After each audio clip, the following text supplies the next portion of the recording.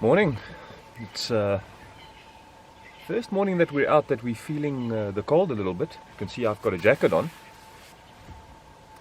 Interesting thing about the Eastern Transvaal Lowveld or the Bushveld is because it's such a hot part of the country in the summer months, reaching temperatures anywhere between 35 degrees to 41, 43 degrees Celsius in the shade. Our winters, even though they're mild, to us that live here, they feel a lot colder than they potentially really are. And so we often looked overdressed in the winter months. I remember a guest once making a remark when they saw the guide arriving dressed up for the game drive. They said, "Look, he looks like the Michelin Man." It was very funny. There's a couple of interesting or funny jokes about just about the heat. I recall one, and Dr. Ian Player wrote this in one of his books. He said that it gets so hot in the Lowveld or in the Bushveld that when the lion chase the zebra, they both walk. And I always remember that as being really funny. So the joke that's related more to the winter that often comes out with guides, because guides are almost always seen in shorts. They hardly ever wear longs. Most guides are like that. So I had a guide that used to work for me that used to say, when people used to say to him in the mornings, "Aren't you cold?" When he came out in the winter mornings wearing a pair of shorts, he used to say, "No, I'm not cold. I've got 2 pairs of shorts on." So there's all these little funny jokes and banter that we have related to the different seasons here. But yes, it is quite cool this morning. I've got my jacket on, as I mentioned, and we're going to go out this morning. It's nice and early still. We're heading towards the end of April. We're going to go out and see. I want to spend and dedicate this morning just to bird watching, and not just to seeing the birds, but also just talking a little bit about methods and mechanisms that you can use to help improve your birding. I think first and foremost you've got to have an understanding that in order to see a diversity of birds, you need to go through a diversity of habitats. So you need to go into the riverine areas where there's riverine vegetation or thickets, and you need to go out into the open, to the woodland areas. If you're in the good position of having a reserve where you've also got grassland and mountainous terrain, then even better so. So the idea to finding a diversity of birds is to travel as much as you can within the area of your operation. That's first and foremost, is looking for birds in the different types of habitats. The other thing that's really crucial with bird watching is distribution. So that's key, and that will come in handy a little bit later on if you're not sure about a bird and you've got to go to the bird book and try and find it in the bird book. That brings me to the next 2 things, and you can't be a bird watcher really without them. The one is a good pair of binoculars, and of course the other thing that's crucial is a bird book. Now there's always this debate about bird books. It's actually quite funny. It's like there's always these comparisons. It's either a Nikon or a Canon. It's either a Toyota or a Land Rover, and in this particular case, which bird book? Now there are 2 particular ones in South Africa that people also always debate about, but you know what, I'll have an answer for you for all 3 of those things.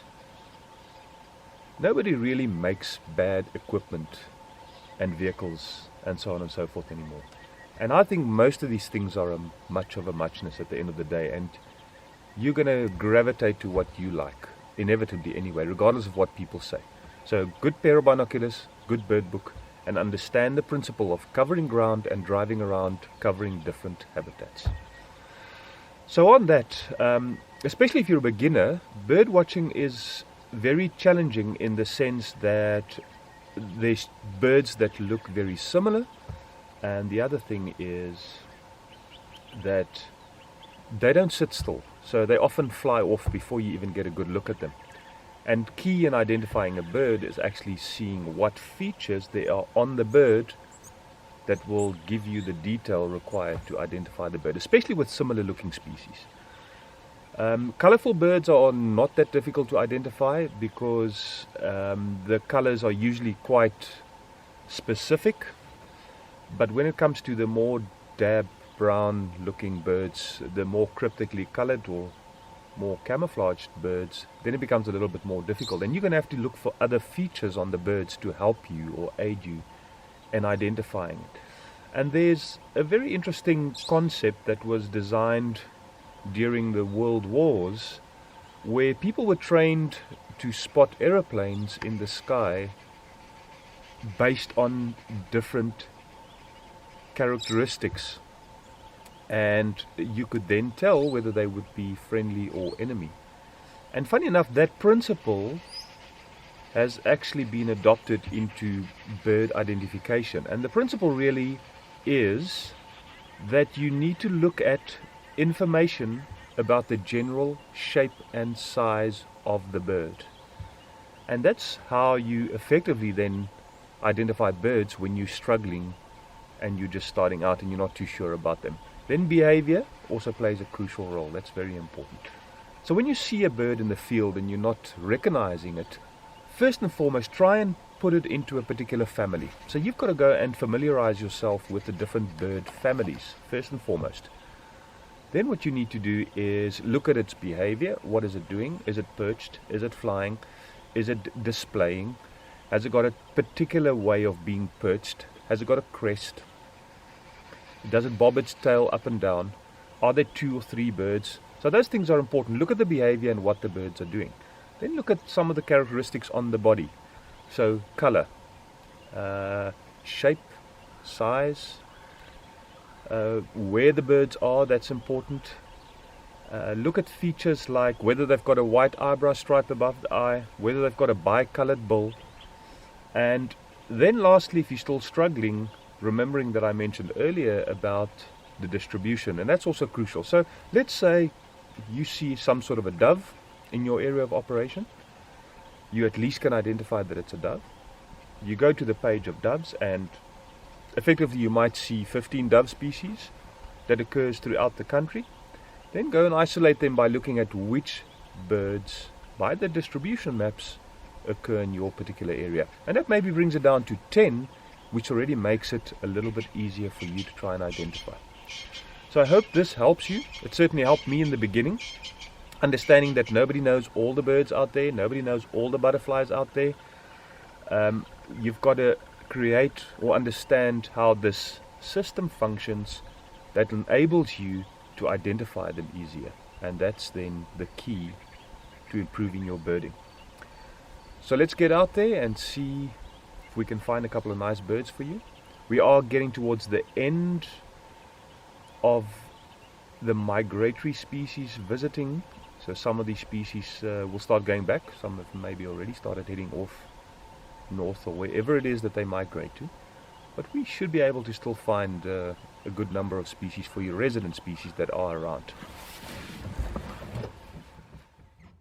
Beautiful orange-breasted bush shrike. Literally 5 minutes into our drive, we're quite lucky to see that. That's not a common bird at all.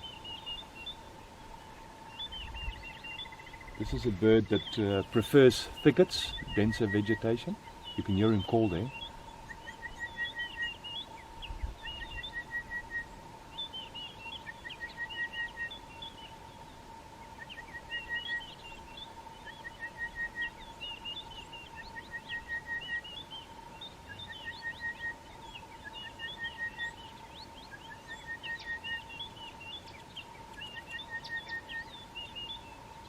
Look in the center of that tree there, you'd notice there's a beautiful acacia-pied barbet, which is certainly not a common bird.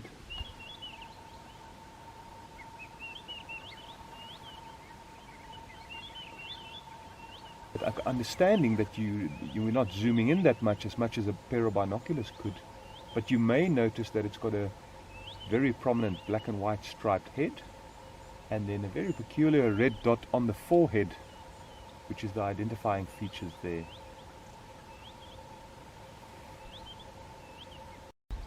So there's quite a bit of activity just around us here, and this is the nice thing about bird watching. You often get these pockets where it's really active with birds, tree, this marula tree here, there's a beautiful red-billed hornbill sitting there. Just off to the right, I can hear some green wood hoopoes. Just straight ahead, you can see the yellow-billed hornbill sitting there quite prominently. So we've seen red-billed and yellow-billed. I can still hear those green wood hoopoes inside there. We'll wait a little bit and see if they don't perhaps fly out of there. And that's the other thing about bird watching, which is crucial, is besides the binoculars and the bird book, you've got to have patience. There's a beautiful Swainson spurfowl, or Franklin as they used to be called, and talking about identifying features, the red throat and facial markings here is very diagnostic. Franklins are ground-dwelling birds. They feed on the ground, they also nest on the ground, but they roost in trees at night, obviously making sure that they get away from any would-be predators that could grab hold of them if they were to sleep on the ground as well. Beautiful. We've got these yellow-billed hornbill in the foreground, then red-billed just behind them, and then some squirrels. Have a look, some tree squirrels right here in the same tree, and some dwarf mongoose as well, just on the termite mound there, sticking their heads out.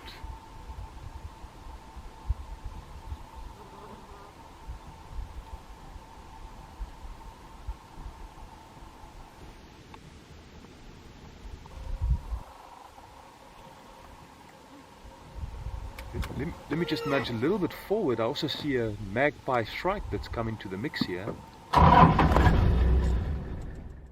Noticing the very long tail, which is synonymous with the magpie shrike. And again there, even though it's predominantly a black and white bird, the long tail is a great feature to use when you're trying to identify this bird in the field, if you're not already familiar with it.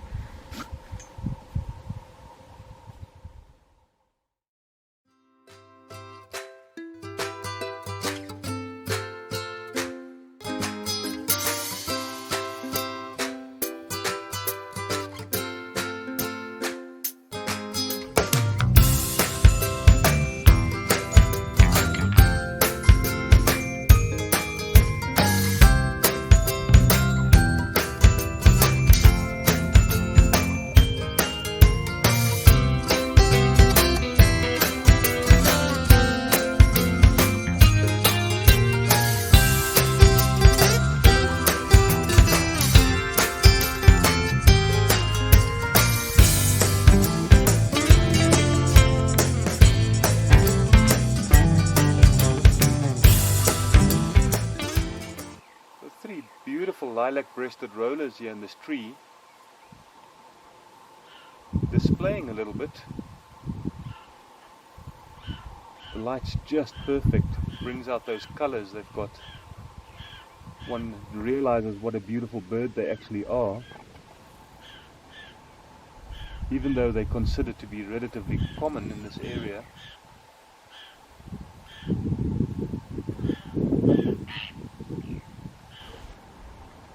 We're very fortunate in stumbling onto this pair of African hawk eagle.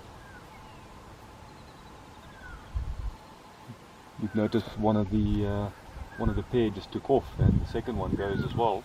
So we're looking here at a beautiful Sabota lark.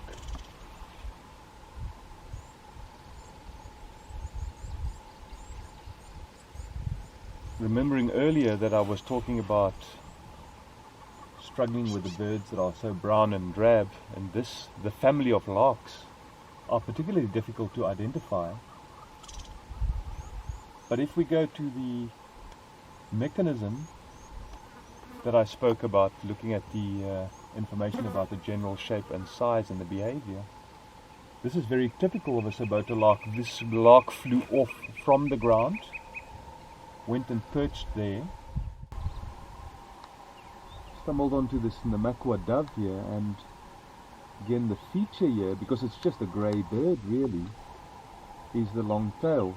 One of the few doves that's got a long thin tail, which is very recognizable in the species.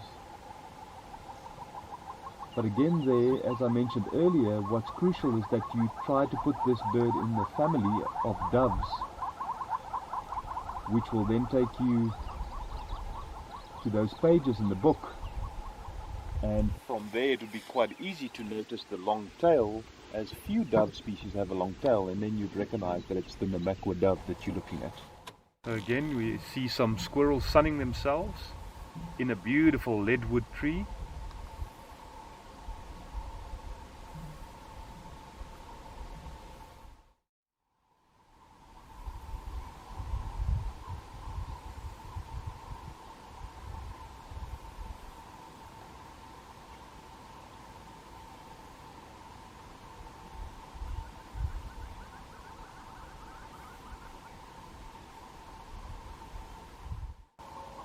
So we've noticed a grey go-away bird. Grey go-away birds used to be referred to as grey lories. The family of birds used to be known as lories, now called taracos. And if you look in the book here, notice that predominantly the family is extremely colourful, except for the poor old grey go-away bird. So I always make these jokes to say that they stood in the back of the queue when colours were handed out. The question comes to mind, I'm sure, why it's called a go-away bird. And supposedly, and I say supposedly, it's a tongue-in-cheek kind of answer. The call, which says "Coy! Coy!" supposedly sounds like it's saying go away. In the Afrikaans it's referred to as a kweevoël, which the kwe sounds I think a little bit more accurate in terms of what the call actually sounds like.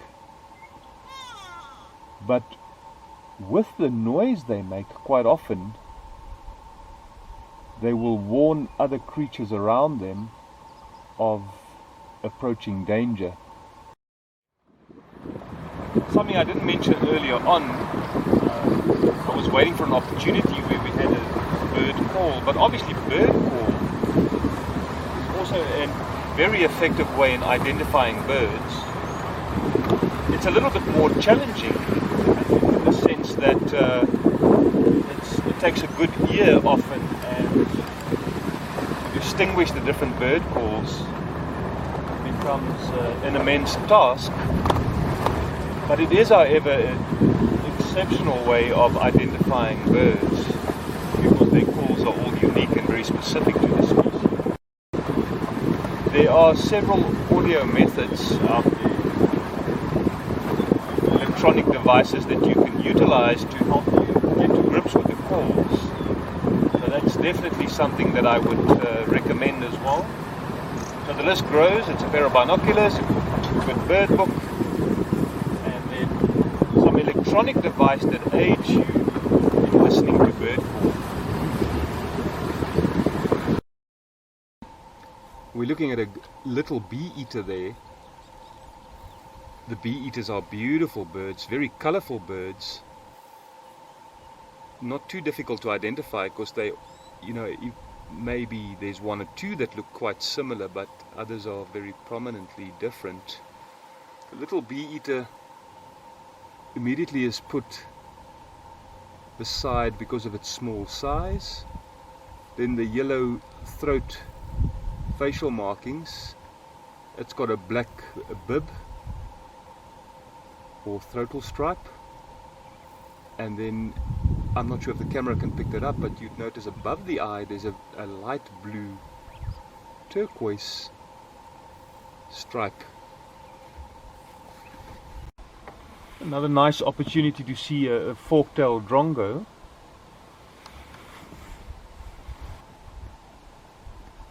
So again, I'm not sure if the camera can pick it up, but you can see that little notch or the fork in the tail, and then if you can see the eye with the camera, you'd notice that it's got a little bit of rufous or red in it,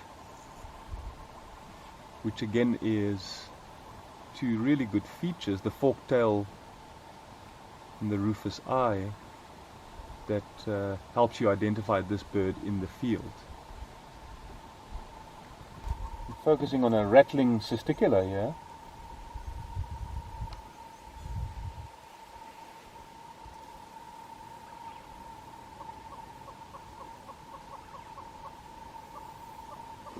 Then you'll notice the lower mandible is a lot more yellow than the upper mandible. The upper mandible is a little bit darker. This is quite a difficult bird to identify in the field, and quite often it's done mostly by call. These joyful, happy birds are called white-crested helmet shrikes, and they always go around in these little groups, constantly calling like that.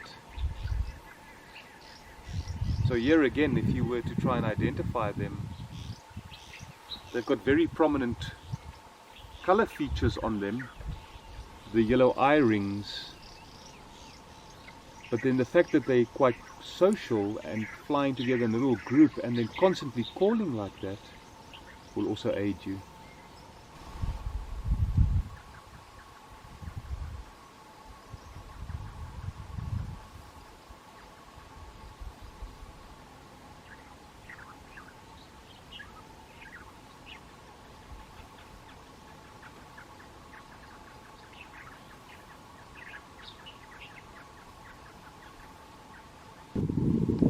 We are so fortunate to stumble onto this pair of brown-headed parrot. They're associating with this tree. There's a hole in the main trunk, potentially a nesting site for them. But it's very, very nice to see them out in the open, as they're usually found along river courses and drainage lines, and they prefer sitting in the thickets. You can see a beautiful red-billed oxpecker there. There are a couple of impala lower down in the grass here. But in this sunlight, seeing that beak and the eye color is absolutely breathtaking.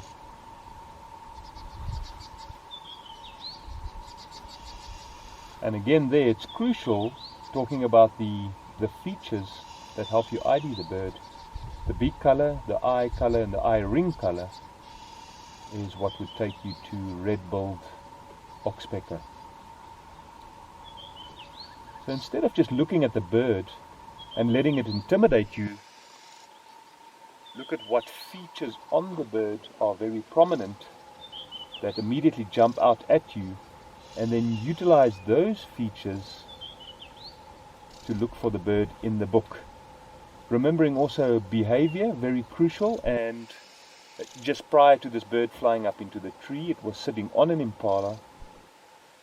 So immediately there, the fact that it's sitting on a mammal is a really good feature that should be able, or should enable you to go to the book and give you the information you need to put this into the correct bird family.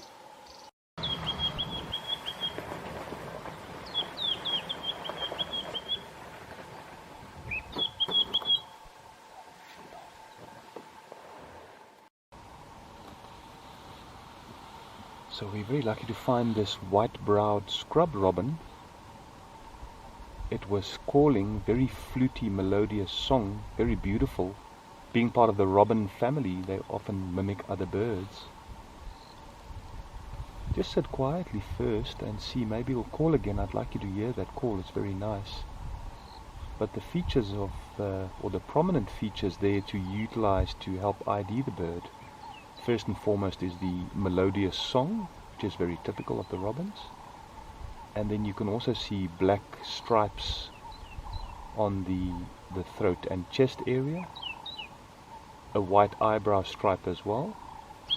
And then we'll keep an eye on it. If it starts calling like it is now, they often will bob the tail up and down and fan it, and there'd be a very prominent white bar in the leading edges of the tail. So let's have a look.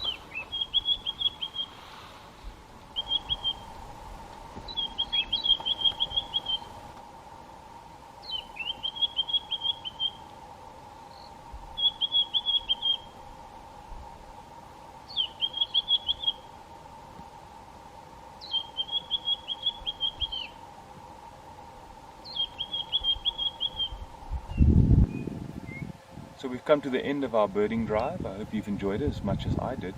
It's always nice to be out in the bush anyway, whether you see something or not. And a couple of things just to take away from this morning. The one I think is understand there's a lot more to enjoy and to appreciate out in the African bush than just the big animals. And often one has to get stimulated into that. You have to start spending a bit of time looking at the birds. If we use birds as an example, to understand how much fun it can really be. And the thing that drew me to birding initially and that really helped me develop that skill was the challenge. And in that lies the driving force behind wanting to be good at bird watching, is just the challenge of being able to identify the different birds.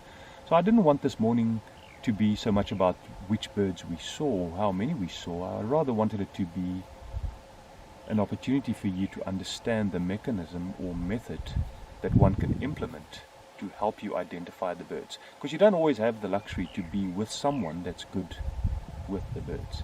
So if you can enable yourself to identify the birds using the bird book and certain features of the birds, then I think you've achieved a lot more.